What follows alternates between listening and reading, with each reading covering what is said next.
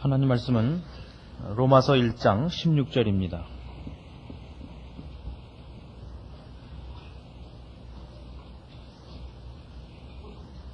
로마서 1장 16절입니다.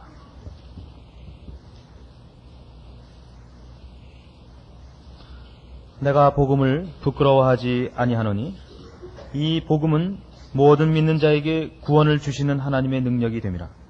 첫째는 유대인에게요 또한 헬라인에게로다. 복음에는 하나님의 의가 나타나서 믿음으로 믿음에 이르게 하나니 기록된 바 오직 의인은 믿음으로 말미암아 살리라 함과 같으니라. 17절 말씀까지 봉독했습니다.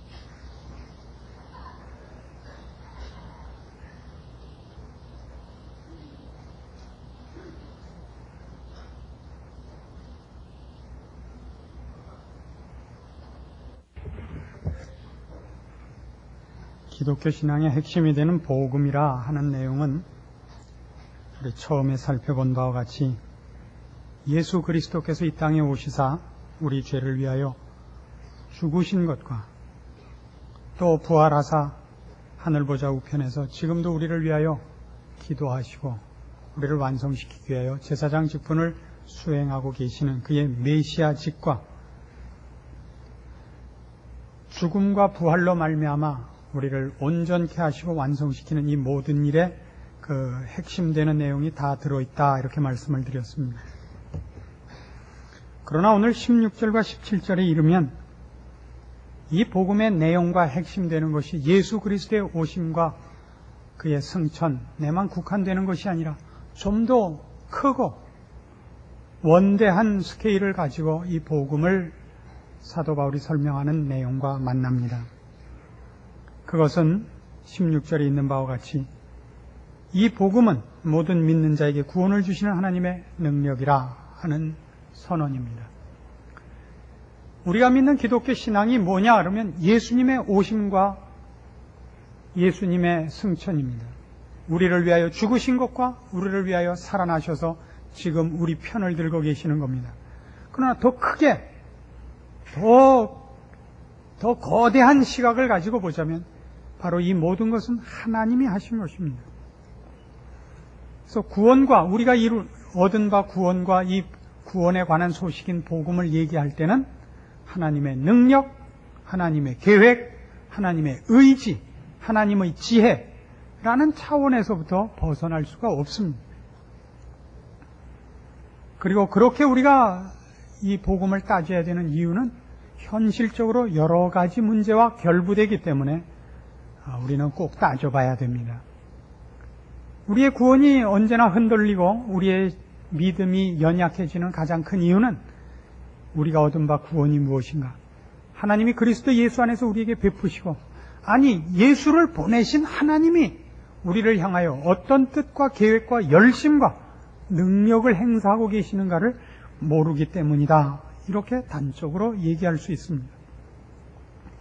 그래서 16절에 있는 말씀에서 우리가 오늘 생각하고 분명히 하려고 하는 건 이겁니다. 왜 바울은 복음을 부끄러워하지 않는다고 하는가? 그리고 복음은 왜 하나님의 능력이라고 하는가 하는 것입니다. 근데 그걸 그냥 능력이라고 표현하지 않고 이 복음은 모든 믿는 자에게 구원을 주시는 하나님의 능력이라 이렇게 얘기합니다. 그래서 가장 대표적으로 살펴볼 것은 하나님의 능력이라고 표현된 복음의 핵심되는 내용과 그것이 믿음과 어떻게 연결되는가 하는 것입니다. 우선 기억해야 할 것은 이겁니다. 가장 먼저 배제해야 되는 것, 우리 신자들이 절대 틀려서는 안 되는 기독교 신앙의 가장 중요한 원칙, 핵심, 근본되는 원리는 이것은 휴메니즘과 다르다는 것입니다. 휴메니즘이라는 것은 이 로마서를 하면서 여러 번 말씀드린 바와 같이 인간의 가능성을 믿는 것입니다. 그러니까 말하자면 성경은 복음을 설명할 때 우리가 무엇을 해야 되는가를 얘기하고 있지 않다는 말입니다. 말하자면 성경에서 제일 중요한 것이 무엇이냐 그럴 때 산상설교는 아닙니다. 산상설교의 내용은 대단히 고귀한 것입니다. 오른편 뺨을 때리면 왼편 뺨을 대라. 속옷을 달래면 겉옷까지 줘라. 억지로 오리를 가자 하면 심리도 가라. 굉장히 중요합니다. 원수를 사랑해라. 이거보다 더 중요한 것은 없을 것입니다. 그러나 그것은 복음은 아닙니다. 복음이라는 건 그것과는 좀 더 다릅니다. 그래서 기독교의 내용을 산상설교를 기독교의 가장 중요한 가르침으로 내세우는 것은 복음의 비읍자도 모르는 소치입니다. 성경은 우리에게 인간이 마땅히 무엇을 해야 하는가를 가르치는 책이 아닙니다. 이것 때문에 이런 오해가 실제로 우리 주변에 많이 나타나죠.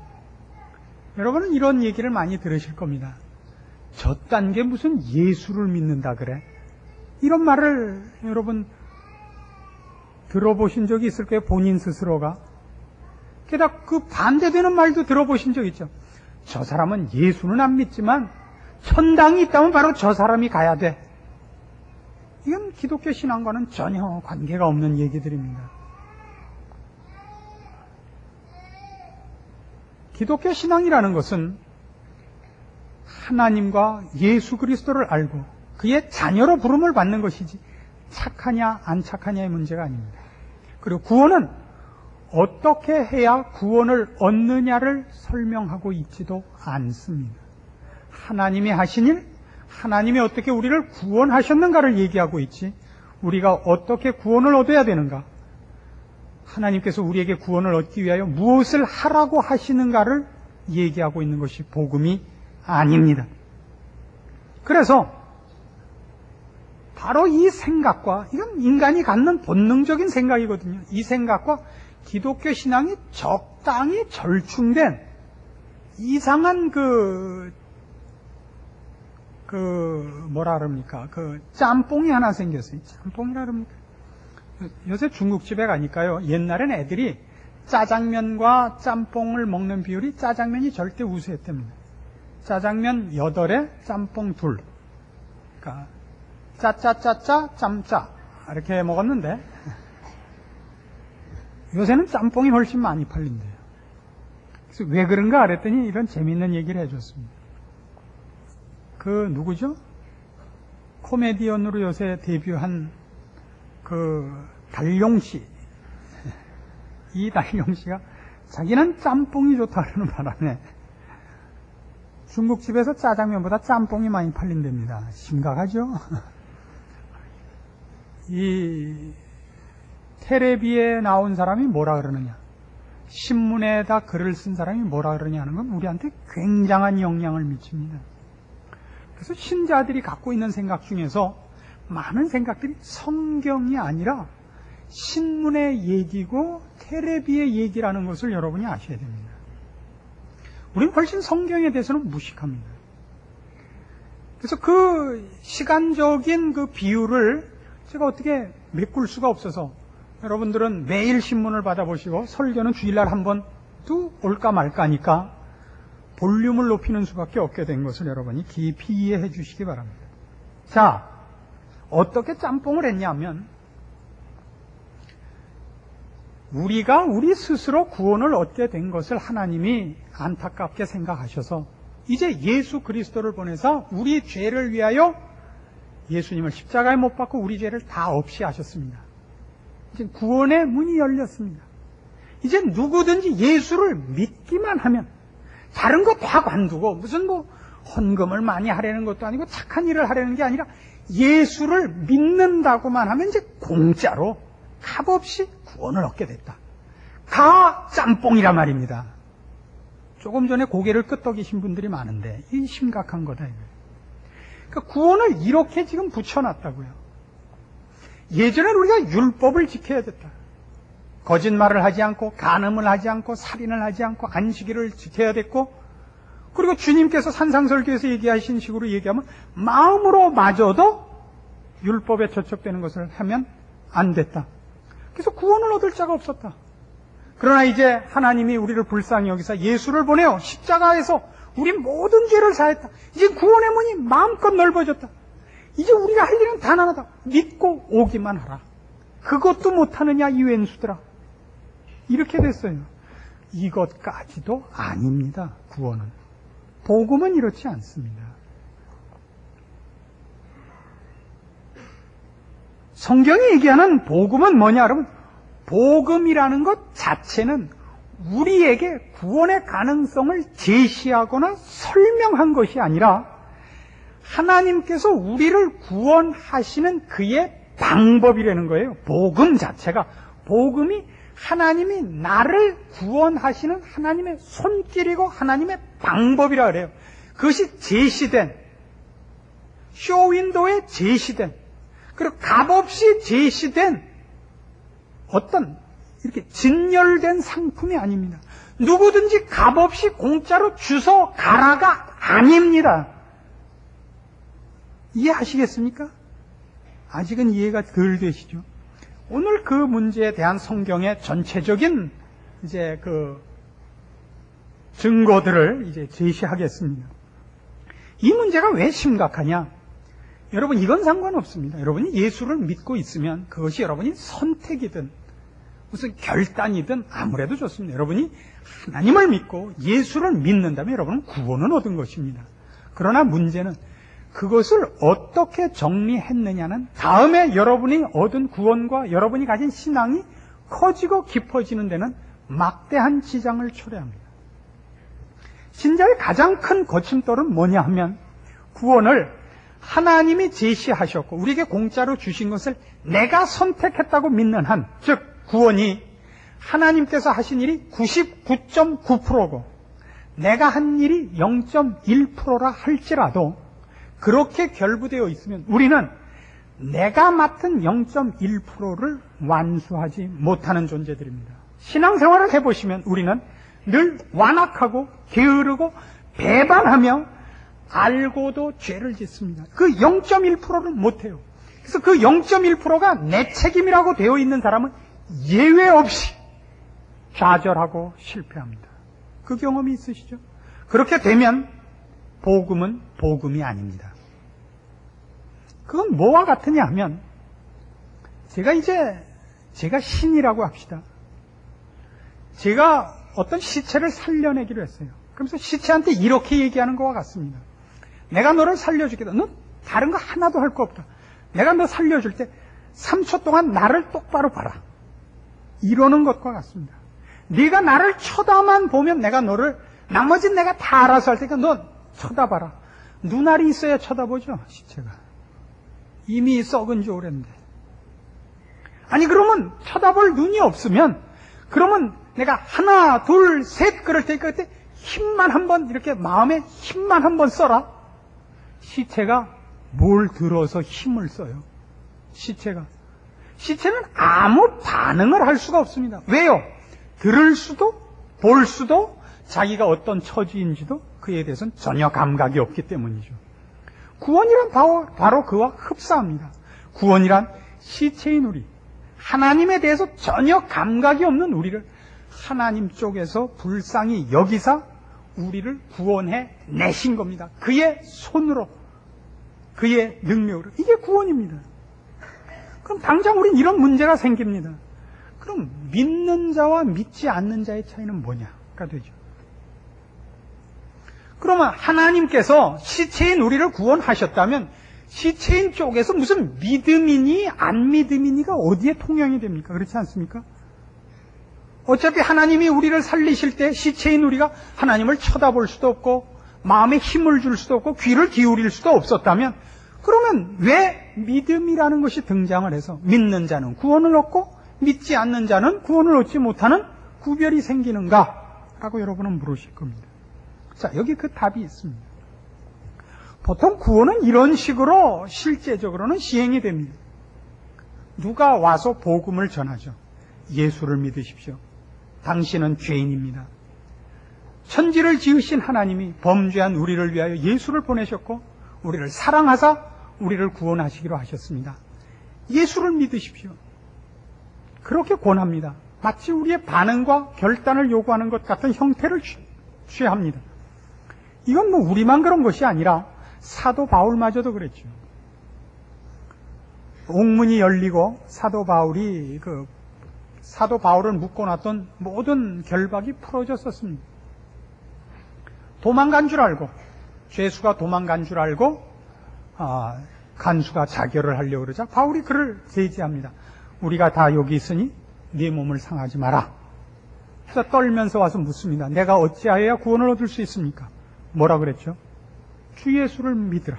그리하면 너와 네 집이 구원을 얻으리라. 분명히 우리에게 어떤 조건을 제시하고 우리의 선택과 결단을 요구해 보이지 않습니까? 분명히 우리는 모두 누군가에 의해서, 목사님의 설교를 통해서, 혹은 친구의 권유를 통해서, 혹은 누군가의 전도에 의해서 여기까지 온 겁니다. 혼자 어느 날 가만히 있다가 다락에서 가만히 생각하다 하나님을 믿기로 결심을 하고 온 사람은 없습니다. 하다못해 종소리를 들었거나 십자가를 받거나 지하철에 앉았다가 무슨 흘린 종이 쪽지를 주셨더니 곤고하십니까? 교회로 오십시오. 그래서 왔습니다. 말씀과 전도라는 방법을 통해서 왔고, 우리는 그래서 거기에 반응을 했습니다. 바로 여기입니다. 우리는 말씀과 전도라는 것이 우리에게 복음을 전했을 때 우리가 믿기로 반응을 했다고 자꾸 생각을 하는 겁니다. 히브리서 4장으로 갑니다.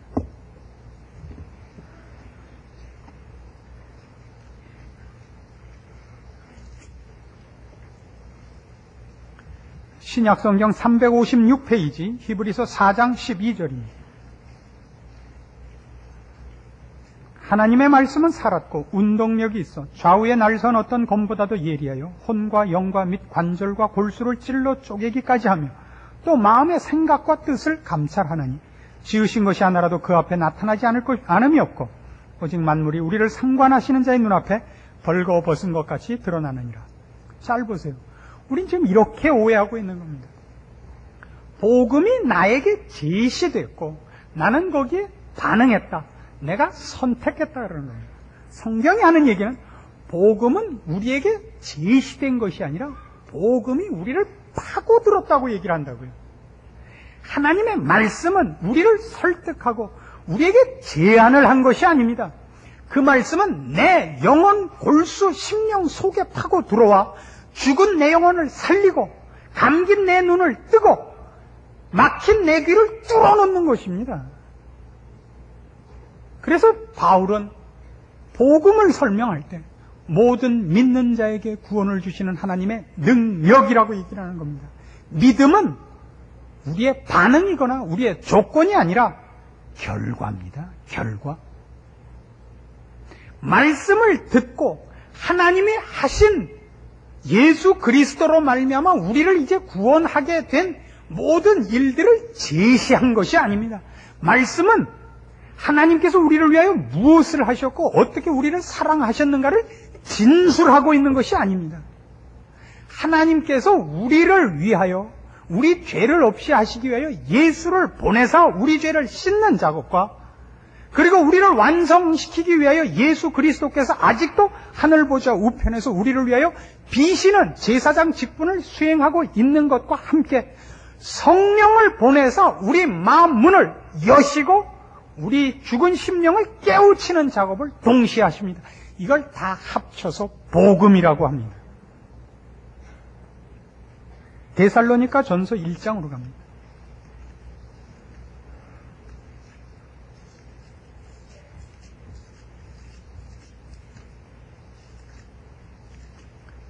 신약성경 329페이지 데살로니가 전서 1장 2절입니다.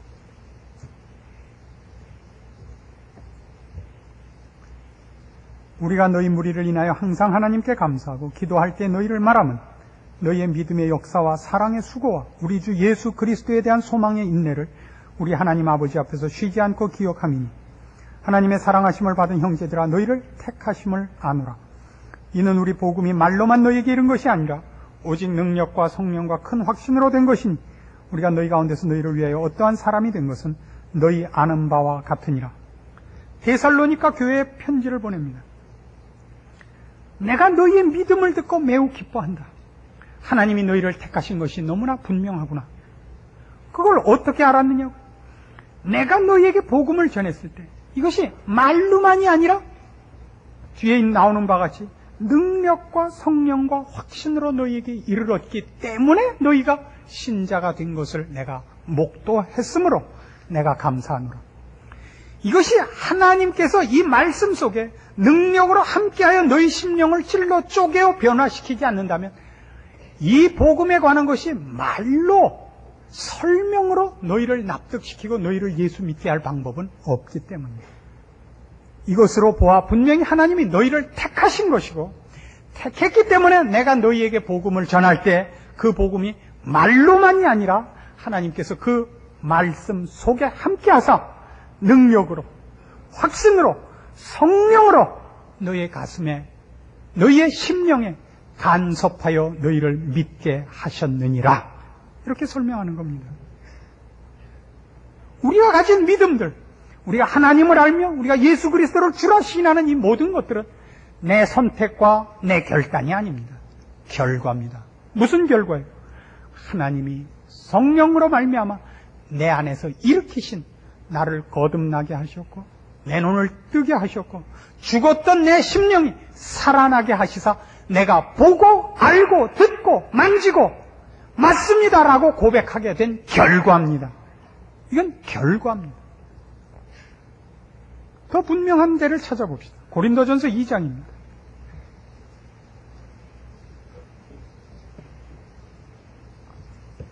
고린도전서 2장 1절에서 5절까지 고린도 교회에 보낸 사도 바울의 바로 이 문제와 결부된 중요한 사도 바울의 논술이 있습니다. 형제들아, 내가 너희에게 나아가 하나님의 증거를 전할 때 말과 지혜의 아름다운 것으로 아니하였나니 내가 너희 중에서 예수 그리스도와 그의 십자가에 못 박히신 것 외에는 아무것도 알지 아니하기로 작정하였습니다. 내가 너희 가운데 거할 때 약하며 두려워하며 심히 떨었노라. 내 말과 내 전도함이 지혜의 권하는 말로 하지 아니하고 다만 성령의 나타남과 능력으로 하여 너희 믿음이 사람의 지혜에 있지 아니하고 다만 하나님의 능력에 있게 하려 하였노라. 왜 이 말을 써야만 했었느냐 하면 고린도 교회에는 문제가 생겼었습니다. 바울이 고린도 교회를 설립했는데 이 교회 내에 나중에 쓸데없는 싸움이 생겼어요. 복음에 대한 오해가 생겼습니다. 처음에 지적한 바와 같이 하나님이 제시한 이 구원에 관한 이 깊은 도리들을 본인들이 이해하고 선택했다고 생각하기 시작을 했어요.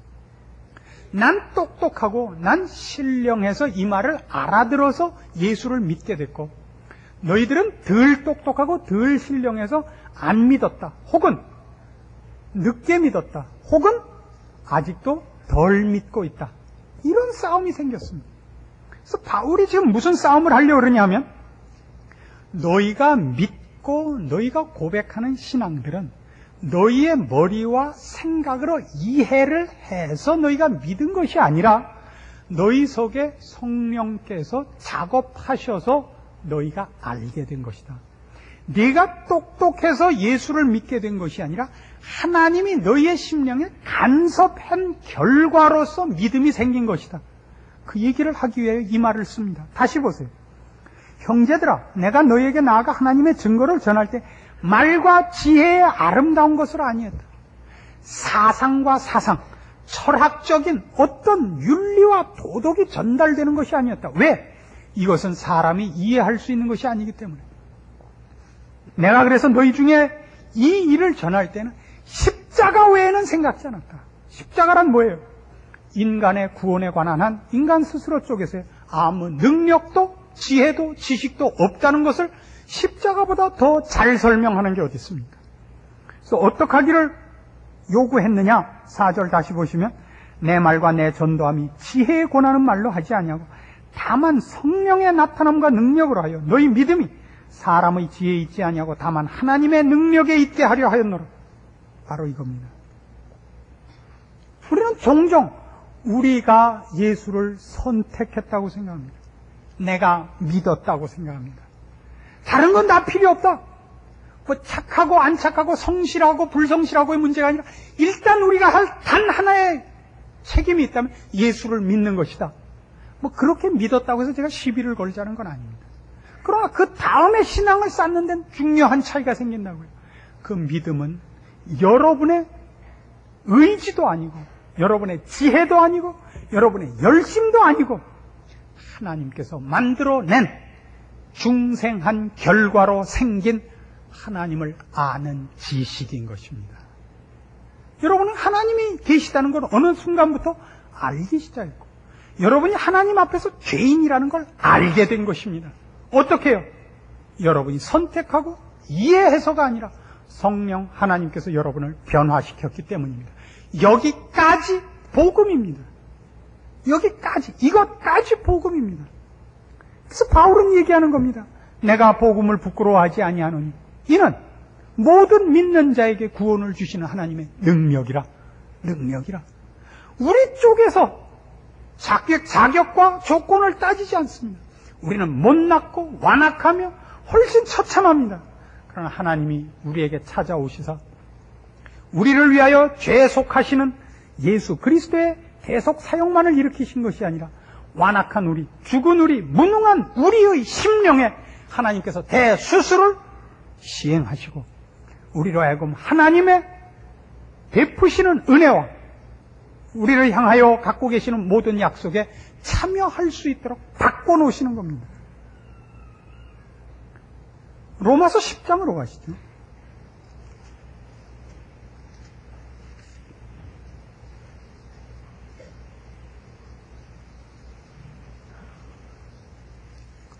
로마서 10장 9절입니다.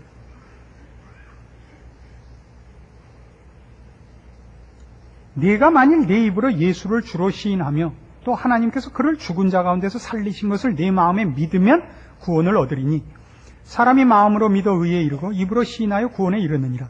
이런 구절들은 분명히 우리에게 믿음과 선택과 결단을 요구하는 것으로 보여집니다. 물론 이건 그렇게 쓴다고 해서 그것 자체가 틀린 것은 아닙니다. 그러나 정리만은 분명히 해야 됩니다. 우리는 입으로 시인해야 됩니다. 그리고 시인하기 위해서 믿지 않고서 시인할 수는 없습니다. 믿어야 됩니다. 그러나 13절에 가면 이 믿음이 어떻게 생기는가를 이렇게 설명합니다. 누구든지 주의 이름을 부르는 자는 구원을 얻으리라. 이름을 부르면 구원을 얻습니다. 그런즉 저희가 믿지 아니하는 이를 어찌 부르려? 믿지 않고서를 주를 부를 수는 없습니다. 그렇죠? 그러나 믿음은 어디서 나느냐? 듣지도 못한 이를 어찌 믿으려? 이건 중요합니다. 왜요? 하나님을 알고 예수 그리스도가 나를 위하여 죽었다는 걸 아는 것은 우리 스스로 생각해낼 수 없습니다. 우리 스스로 알 수가 없습니다. 누가 가르쳐줘야 됩니다. 그래서 뭐라고 나오냐면 전파하는 자가 없이 어찌 들으리오가 나옵니다. 우리 스스로 만들어낼 수도 있거나 우리 스스로 이해할 수 있는 내용이 아니다. 이건 비밀한 것이고 이건 너무나 높은 것이고 게다가 우리는 영적으로 죽어 있었기 때문에 하나님에 대한 감각이 없었기 때문에 알 수가 없습니다. 그런데 누가 가르쳐줘야 됩니다. 그런데 가르치는 자, 그 소식을 전하는 자도 같은 인간인데 그는 어떻게 알아요? 내가 모르면 그 사람도 모르죠. 내가 모르면 주목사님도 모르죠. 우리 인간, 나라는 인간이 모르면 저 인간도 모르죠. 그게 물론 세상 학문이라면 얘기가 다르습니다만 영적인 문제에서는 그렇단 말입니다. 인간 중에서는 아무도 이걸 아는 자가 없습니다. 그래서 하나가 더 나옵니다. 보내심을 받지 아니하였으면 어찌 전파하리요? 누가 보낸 겁니까? 하나님이 보내시는 겁니다. 자, 이제 분명해졌죠. 복음이 뭐라고요? 복음이 예수 그리스도를 보내사 나를 위하여 죽게 하셨습니다. 내 죄를 씻기 위하여 예수 그리스도를 대속제물로 삼으셨습니다. 나를 완성케 위하여 그 예수 그리스도께서 부활하사 하늘보좌 우편에서 나를 위하여 지금 기도하고 계십니다. 그리고 이 모든 것이 나의 것이 되기 위하여 놓쳐지지 않기 위하여 땅에 떨어지지 않기 위하여 성령 하나님을 보내사 하나님께서 나를 위하여 가지신 계획과 이루신 모든 것을 나의 것이 되게 하는 내 변화가 일어납니다. 하나님을 알게 하시고 예수 그리스도를 알게 하시며 신령한 것을 소유할 수 있는 자로 그 심령을 중생시킵니다. 선한 의지를 줍니다. 성령 하나님께서 나를 바꿔놓으시고 중생시키시고 거룩한 일에 약속을 허락하시고 그 일을 감당하는 자로 오셔서 나와 함께 역사하십니다. 여기까지가 다 복음입니다. 우리는 혼자가 아닙니다. 하나님이 나를 위하여 무엇을 하시고 떠나시지 않았습니다. 그 일을 이루기 위하여 하늘 보좌 우편에서 주님이 내 편을 들고 계시고 성령 하나님이 내 안에서 함께 하십니다. 로마서 8장으로 갑니다.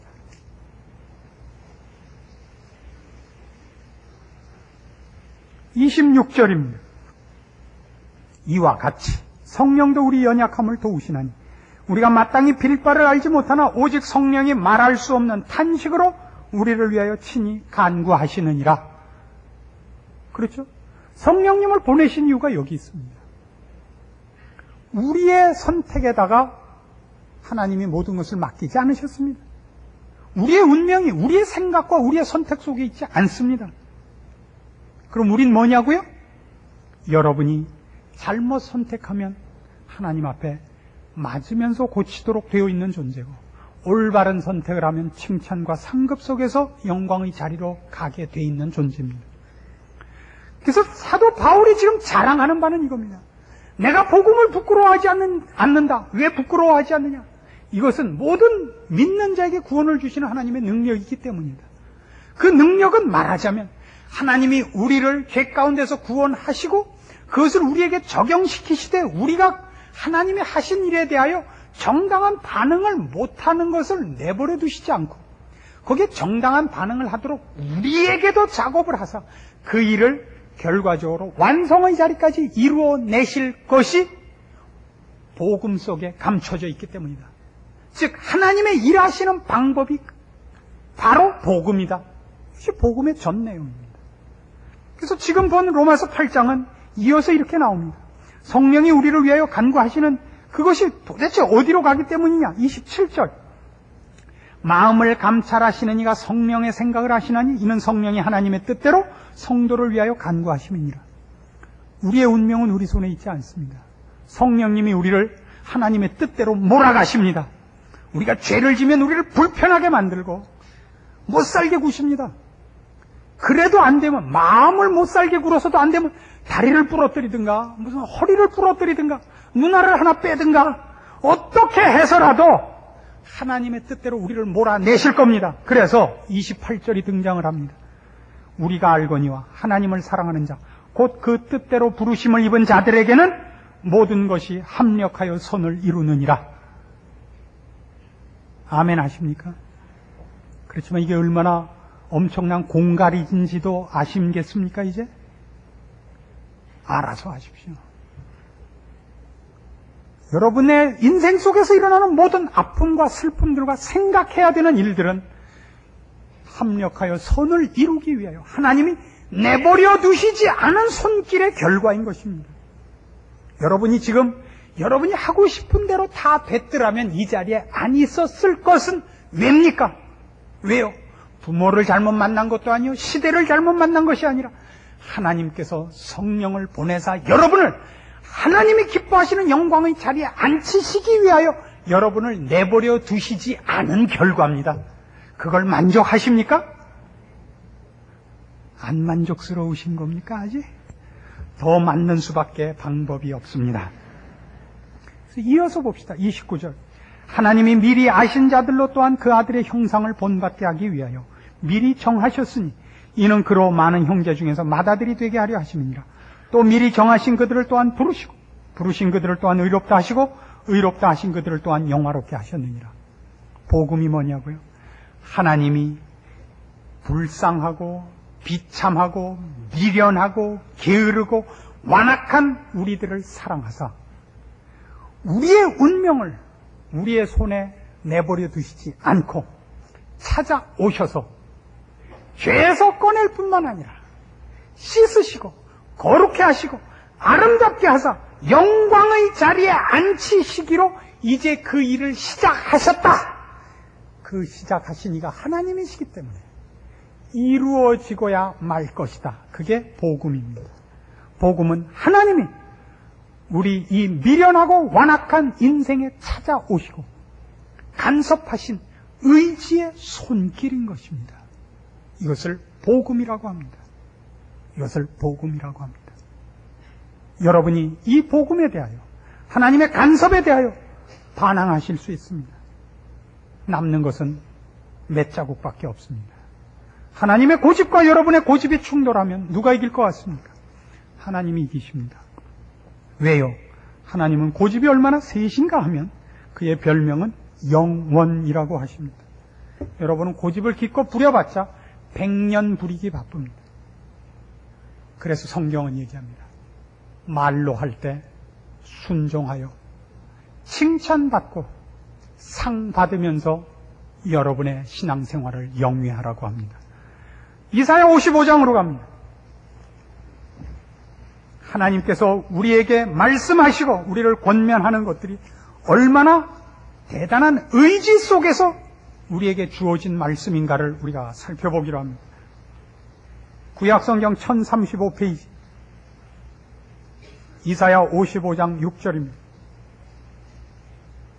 하나님이 우리에게 주시는 말씀, 권면하는 말씀, 매를 드시기 전에 우리를 인격적으로 대접하사 주시는 말씀을 먼저 들으십시오. 왜요? 그 말씀은 절대 취소되지 않고 그 말씀은 매로 변하는 한이 있어도 그 말씀이 의도했던 것을 우리의 인생 속에 만들어낼 것이기 때문입니다. 6절입니다. 너희는 여호와를 만날 만한 때에 찾으라. 가까이 계실 때 그를 부르라. 악인은 그 길을, 불의한 자는 그 생각을 버리고 여호와께로 돌아오라. 그리하면 그가 긍휼히 여기시리라. 우리 하나님께로 나오라. 그가 널리 용서하시리라. 좋게 말할 때예요, 이게. 좋게 말할 때. 그 다음을 보세요. 8절. 여호와의 말씀에 내 생각은 너희 생각과 다르며 내 길은 너희 길과 달라서 하늘이 땅보다 높음같이 내 길은 너희 길보다 높으며 내 생각은 너희 생각보다 높으니라. 비와 눈이 하늘에서 내려서는 다시 그리로 가지 않고 토지를 적시어서 싹이 나게 하며 열매가 맺게 하여 파종하는 자에게 종자를 주며 먹는 자에게 양식을 줌과 같이 내 입에서 나가는 말도 헛되이 내게로 돌아오지 아니하고 나의 뜻을 이루며 나의 명하여 보낸 일에 형통하리라. 그렇게 아멘 함으로써 여러분이 이렇게 말을 듣고 있다고 간접적으로 표현을 하지 마십시오. 우리는 말로 듣는 사람이 아닙니다. 그러나 이 말씀이 갖는, 물론 운명적으로 따져서 이건 아멘이요 감사한 일입니다. 그러나 이 말씀은 동시에 우리의 완악함과 비교하자면 우리는 죽었다고 복창해야 되는 겁니다. 이제부터 하나님은 절대 그분께서 우리의 영광을 위하여 작정하신 일, 우리의 복을 위하여 계획하신 일을 포기하시지 않을 겁니다.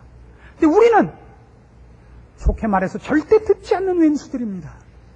앞으로 남은 일은 얼마나 의도 터질 일이 남았는가 생각을 하면 끔찍합니다. 그렇죠?